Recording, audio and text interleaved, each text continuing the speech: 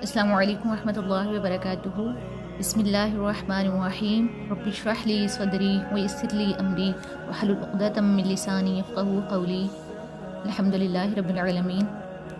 جیسے کہ ہم نے کل دیکھا تھا قرآن کا مقام، پہلے 4 پوائنٹ ہم نے دیکھ لیے تھے۔ اس کے آگے ہے قرآن مجید نور ہے جس کی روشنی سے کفر و شرک کے اندھیرے دور ہو جاتے ہیں اور جہالت کا میل اتر جاتا ہے۔ یہ سورۃ النساء آیت نمبر 147 سے ایک پوائنٹ اخذ کیا ہے، یعنی اللہ تعالیٰ قرآن میں فرما رہے ہیں نا، آیت نمبر 147 میں سورۃ النساء کی، ما یفعل اللہ بعذابکم ان شکرتم وآمنتم وکان اللہ شاکرا علیما۔ یعنی اللہ تعالیٰ یہاں پہ کہہ رہے ہیں کہ اللہ تعالیٰ کو آخر کیا پڑی ہے کہ تمہیں خواہ سزا دے اگر تم شکر گزار بندے بنے رہو اور ایمان کی روش پر چلو۔ بے شک اللہ بڑا قدردان ہے اور سب کے حال سے واقف ہے۔ یعنی یہ بات ہے کہ اگر تم اللہ تعالیٰ کے شکر گزار بندے بنے رہو گے، ایمان کی روش پر چلو گے، ایمان کے راستے پر چلو گے، تو اللہ تعالیٰ تمہیں عذاب نہیں دیں گے۔ یعنی اللہ تعالیٰ نے یہاں پہ کیا واضح کر دیا ہے کہ قرآن مجید ایک نور ہے جو جہالت کے اندھیروں کو دور کرتا ہے، یعنی جو قرآن پہ چلنے والے لوگ ہوں گے اللہ تعالیٰ اس کو کبھی بھی سزا نہیں دے گا۔ اور سیکنڈ پوائنٹ ہے کہ قرآن مجید شفا ہے، یعنی قرآن مجید ہمارے لیے روح کی فکر اور روح کی جن بیماریوں میں ہم مبتلا ہیں، چاہے وہ کفر، شرک ہے، ذہنی دباؤ ہے، ڈپریشن ہے، کوئی بھی کسی بھی طرح کی پریشانی ہے تو اس میں ذہنی ہے یا باطنی ہے، یا جیسے حسد ہے، تکبر، حرص، اس سب کا علاج جو ہے وہ قرآن مجید ہے۔ قرآن روح کی غذا ہے۔ بنی اسرائیل آیت نمبر 82 میں اللہ تعالیٰ فرما رہے ہیں، جیسے وَنُنَزِّلُ مِنَ الْقُرْآنِ مَا هُوَ شِفَاءٌ وَرَحْمَةٌ لِّلْمُؤْمِنِينَ وَلَا يَزِيدُ الظَّالِمِينَ إِلَّا خَسَارًا۔ یعنی یہ قرآن جو ہے جو ہم نازل کر رہے ہیں مومنوں کے لیے، تو یہ سراسر شفا اور رحمت ہے، اور یہ مگر ظالموں کے لیے خسارے کے سوا اور کسی چیز میں اضافہ نہیں کرتا۔ یعنی یہ قرآن جو ہے نا مومنوں کے لیے سب سے زیادہ ہدایت و رحمت کا ذریعہ ہے۔ ویسے تو یہ قرآن جو ہے سارے جہانوں کے لیے ہدایت و رحمت کا ذریعہ ہے، لیکن چونکہ اس سے جو فیض یاب ہونے والے صرف اہل ایمان ہیں جو ایمان لے کر آ رہے ہیں، تو اس لیے یہاں پہ نا بات ہوئی نا ورحمۃ للمؤمنین، یعنی ان کے لیے ہے جو ہدایت و رحمت، جو قرآن سے فیض یاب وہی لوگ ہو سکتے ہیں جو ہدایت و رحمت والے ہیں، اور ان کو کہا ہوا ہے، یہ ٹائٹل دیا ہوا ہے کہ اللہ تعالیٰ ان کو ہدایت دیں گے اور رحمت سے نوازیں گے۔ لیکن جو خسارہ یہاں پہ ولا یزید الظالمین، خسارے میں یعنی خسارے میں صرف وہی لوگ ہیں جو کافر ہیں، یعنی ان کے کفر اور جو ان کے کفر میں مبتلا ہونے کی وجہ سے ان کے دلوں پہ جو مہر لگی ہوئی ہے وہ اس میں اضافہ ہی کرے گا، اس میں یہ اس کو فائدہ نہیں کوئی بھی چیز دے گی۔ ان کے کان، آنکھیں جو ان کے اوپر پردہ پڑا ہوا ہے، کان سے وہ سن نہیں پا رہے، تو یہ چیز۔ اس کے بعد ہم نے دیکھا تھا مد اصلی کے رول دیکھا تھا۔ اس کے آج مزید سورۃ البقرہ سے ایگزامپل بھی دیکھتے ہیں ہم۔ پہلے کل جو ہم نے دیکھی تھی وہ دیکھی تھی سورۃ الفاتحہ سے، کہ اس میں کتنی ساری مد اصلی کے رول آ رہے ہوتے ہیں۔ ہم نے مد اصلی کا پڑھا تھا کہ مد اصلی جو ہوتی ہے وہ 3 حروف پر اور 3 حرکات پر ہوتی ہے، تو اس میں سے جو الف مدہ، یہ والی ہائی لائٹ میں نے یہاں پہ کیا ہوا ایک ہی کلر کو ہم لوگ لے کے چل رہے ہیں، یعنی الف مدہ کھڑی حرکات کے لیے یہ والا یلو سا کلر ہے، اور جو واو مدہ اور یا مدہ کا جو بلو اور ریڈ ہے۔ تو یہاں پہ سٹارٹ میں آپ دیکھ لیں الف لام میم ذالک الکتاب، اب دیکھیں ذال کے اوپر جو کھڑی حرکت ہے، کھڑا زبر آئے گا، ذالک الکتاب، پھر کتاب کھڑی حرکت ہے۔ کھڑی حرکت کے میں نے بتایا تھا جو کھڑی حرکت ہے وہ الف مدہ کے قائم ہوتی ہے، یعنی الف مدہ بھی وہی ہوتا ہے جیسے ذالک، ذال کے بعد جیسے الف ہوتا ہے، تو اس کا مطلب اتنا ہی ہے کہ ہم نے اس کو حرکات ثلاثہ کو میں نے بتایا تھا کہ زبر زیر پیش کو حرکات ثلاثہ کہتے ہیں، یعنی اس سے لمبا اس کو 2 گنا کیا جاتا ہے۔ ذالک نہیں کہنا، ذالک الکتاب، کتاب، اب دیکھیں تا کے اوپر کھڑی کتاب، لا کتاب کے اوپر کھڑی حرکت تھی، لا کے بعد اب لا ریبہ، جلدی سے نہیں پڑھنا، لا ریبہ۔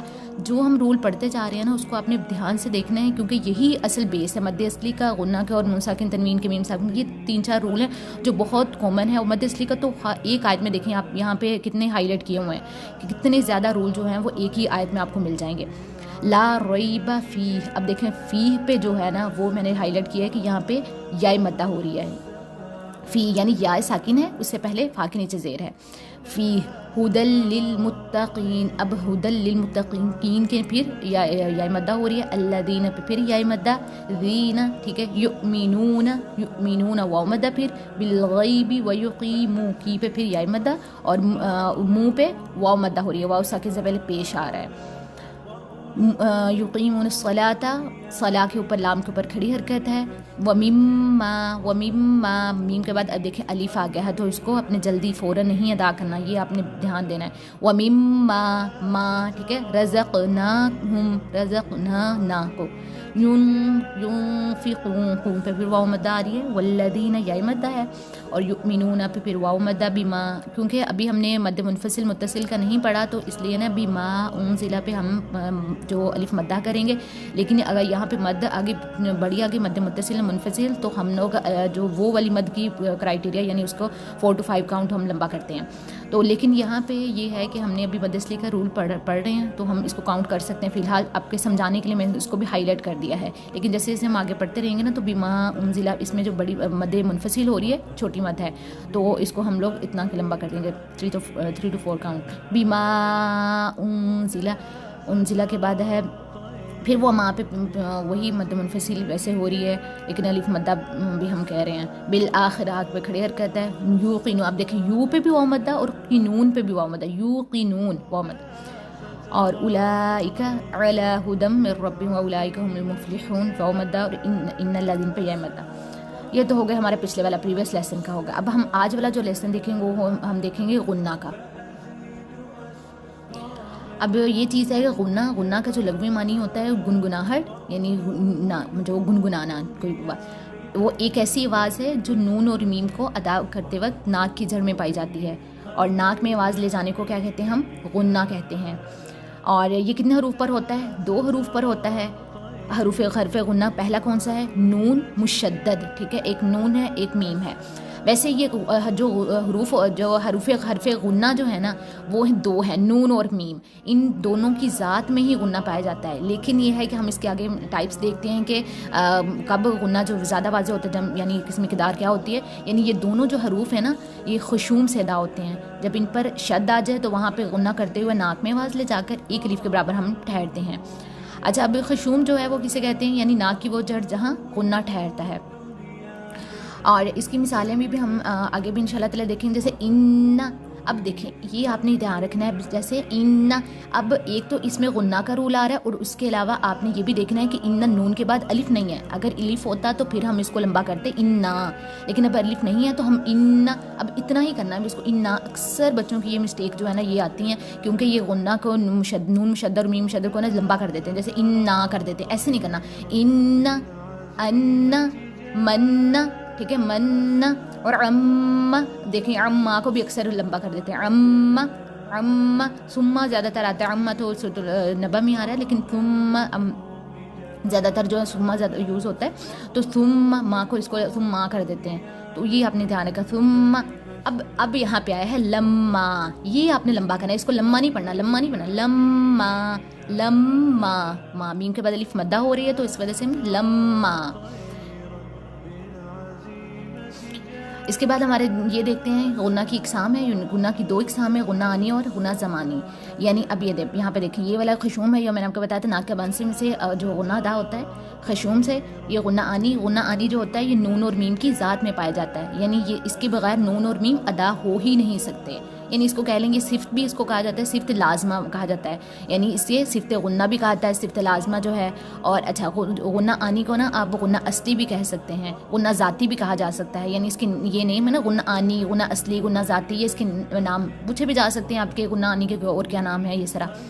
تو یہ ہے کہ غنہ جو ہوتا ہے نا یہ میم متحرکہ اور مظاہرہ. مظاہرہ کا ہم نے ویسے رول ابھی پڑھا نہیں ہے لیکن ابھی فی الحال آپ اتنا دھیان میں رکھ لیں کہ میم جو ہوتا ہے نا جس کے اوپر کوئی بھی حرکت ہوگی نا زبر زیر پیش اس کو متحرک کہتے ہیں. حرکت ہوتی ہے نا، یعنی حرکت ہوتی ہے زبر زیر پیش، یہ والی حرکت ہے. اب حرکت جس حرف پر حرکت ہو اس کو متحرک کہتے ہیں کہ ورڈ جو یعنی یہ حرف ہے متحرک ہے کیونکہ اس کے اوپر حرکت ہے. ٹھیک ہے، تو اس وجہ سے نون متحرکہ یعنی اس کے اوپر زبر زیر پیش حرکت ہو. اور مظاہرہ جس پہ اظہار یعنی نون ساکن کے بعد نا اگر کچھ کلمات ہیں 6 وہ آ جائیں تو وہاں پہ ہم اظہار کرتے ہیں. وہ انشاءاللہ آگے نا ہم دیکھتے رہیں گے. یہ نون جو ہے نا فوراً ادا ہو جاتا ہے. یہ غنہ نون اور میم کو ادا کرتے وقت فوراً ادا ہو جاتا ہے. یعنی اس کی مقدار کوئی بھی نہیں ہے، اس کو غنہ آنی کی فوراً ہی ادا ہو جاتا ہے. کوئی بھی جیسے پڑھ لیں جو جیسے ابھی ہم نے پیچھے مثال دیکھے تھے نا یوقینون میں جو نون کو واو میں آگے بھی آپ کو بتاؤں گی بھی کہ یوقینون جو ہے یہ والی مثال جو نون کے اوپر زبر ہے تو یہ اس میں آ جائے گی جو غنہ آنی میں آ جائے گی. ساری ہم آگے دیکھتے ہیں. غنہ زمانی جو ہوتا ہے یہ وہ غنہ جو ایک الف کے مقدار کے برابر ادا کیا جاتا ہے اور اسے غنہ زمانی کہا جاتا ہے. یعنی اس کا دوسرا نام جو ہے غنہ فرعی بھی ہے. یعنی یہ وہ غنہ ہے جو کسر کے ساتھ ادا کیا جاتا ہے. نون اور میم جس پر شد ہو, ٹھیک ہے, اور شد والا اور یا پھر نون ساکن, اس کے بعد یہ کچھ حروف ہوتے اخفا اور ادغام کے, اور یہ ادغام میں مطلب ناقص وغیرہ کے, تو وہ جو ہوتا ہے غنہ اس کو ہم کہتے ہیں یہ غنہ یہ والا جو غنہ زمانی ہے. یہ آپ کو یہاں پہ ہائی لائٹ بھی کیا ہوا ہے کہ میم کا اور نون کا جو غنہ ہے یعنی یہ غنہ خشوم سے ادا ہو رہا ہے. اور ان دونوں حروف میں ہمیشہ غنہ ہوتا ہے. یہ غنہ واجب ہے, اس کی مقدار ایک الف کے برابر ہے جو غنہ مشدد کا ہے. یہ آپ نے مقدار دونوں کی یاد رکھنی ہے, غنہ آنی کی ہے, غنہ زمانی کی کیا ہے. اب اسی سورۃ البقرہ میں سے ہی ہم اگزامپل دیتے ہیں کیونکہ ہم اس میں اسٹیپ وائز ہم سورت کو لے کر چل رہے ہیں. تو سورۃ جو بقرہ کی ہم نے آج 1 to 4 آیت دیکھی تھی, اس میں سے پہلے مد اس لیے دیکھا, اب اس میں سے غنہ کی دیکھتے ہیں. اچھا, یہاں پہ میں نے صرف ہائی لائٹ جو کیے ہیں وہ ہے نا وہ نون مشدد اور میم مشدد کو ہائی لائٹ کیا ہوا ہے کیونکہ جو باقی جو ہیں غنہ آنی کے غنہ آنی وہ کافی زیادہ میں آپ لوگوں کو ساتھ ہی بتاتی رہتی ہوں. جیسے جو بھی میم آپ دیکھیں گے نا, جو بھی میم اور نون آپ یہاں پہ دیکھیں جس کے اوپر حرکت ہے نا وہ آ جائے گی ہمارے پاس غنہ. اسٹارٹ میں ہم دیکھ لیں الف لام میم. اب دیکھیں میم کے اوپر شد آ جائے تو اس کو ہم کیا کہتے ہیں جی یہ میم مشدد ہے اور یہ غنہ زمانی ہے. میم کے اوپر آپ نے دیکھ لینی, نون اور میم کے اوپر جب بھی کوئی شد دیکھ لینا اس کو آپ نے آنکھیں بند کر کے بولے کہہ دینا کہ یہ غنہ زمانی ہے, ٹھیک ہے وہ.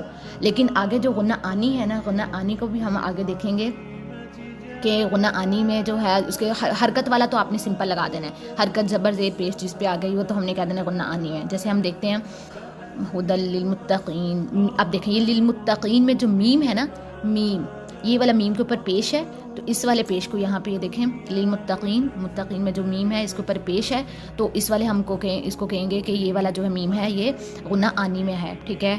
اور اس کے بعد متقینہ, اب یہاں پہ دیکھیں متقین نون کے اوپر ویسے زبر ہے لیکن ہم اس کو ساکن بھی کر رہے ہیں نا, تو اس کا مطلب ہے کہ المتقین کو جو نون ساکن بھی ہو جائے گا تب بھی یہ غنہ آنی میں ہی جائے گا.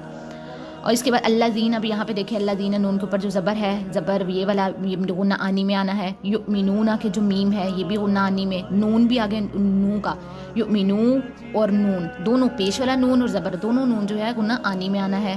پھر بالغیب ویقیمون, پھر آگے ویقیمون آ گیا, مون الصلاۃ میم جو یہ والا آ گیا, پھر بھی غنہ آنی میں چلا جانا اور اگلا نون بھی غنہ آنی میں چلا جانا ہے. پھر آگے آ گیا وَمِمَّا, اب یہاں پہ دیکھیں وَمِمَّا کا جو میم ہے نا, پہلے والا جو زیر والا میم ہے یہ غنہ آنی میں جانا ہے, اور جو شد والا میم ہے نا یہ والا یہ جانا ہے غنہ زمانی میں, میم شدت.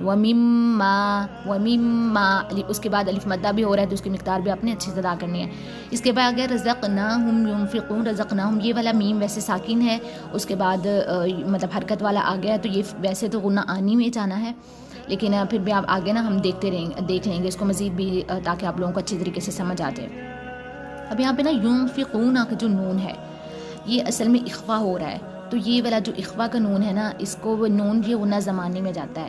لیکن ابھی آپ لوگ نا ذرا پریشان نہ ہوں کیونکہ اسٹارٹ ہے, تو اس لیے میں نا صرف آپ لوگوں کو بیسک بتا رہی ہوں کہ تاکہ یہ ساکن والا نا تھوڑا سا مطلب مشکل ہوتا ہے اس کے مراتب وغیرہ کے حساب سے, کہ جب اخفا ادغام اقلاب آگے آپ لوگ نون ساکن تنوین کے رول پڑھ لیں گے نا پھر آپ کو زیادہ اچھے طریقے سے سمجھ آ جائے گا.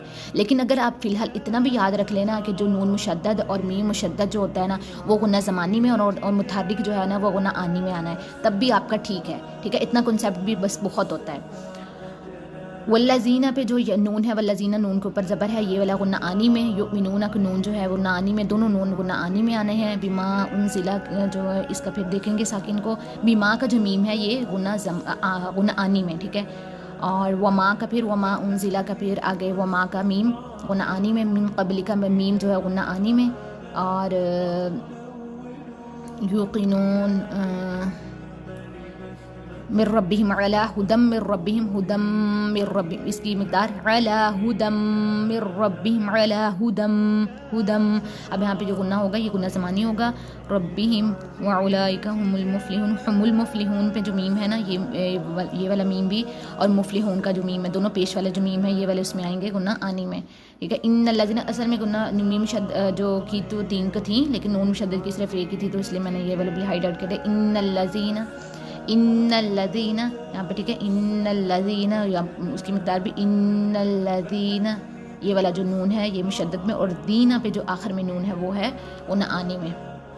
ان الذین کا جو نون ہے وہ غنہ زمانی میں جانا ہے. ٹھیک ہے. آج کل اتنا ہی کرتے ہیں. کل جو ہے ہم اس کی میں مزید مثالیں نون مشدد میم مشدد اگلے آیت نمبر 5 سے ہم سورۃ البقرہ کی اسٹارٹ کریں گے اور جو ہوگا ہم اس کے اگلا والا رول دیکھیں گے انشاءاللہ تعالی. بحمدک نشہد ان لا الہ الا انت نستغفرک و نتوب الیک. السلام علیکم ورحمۃ اللہ وبرکاتہ.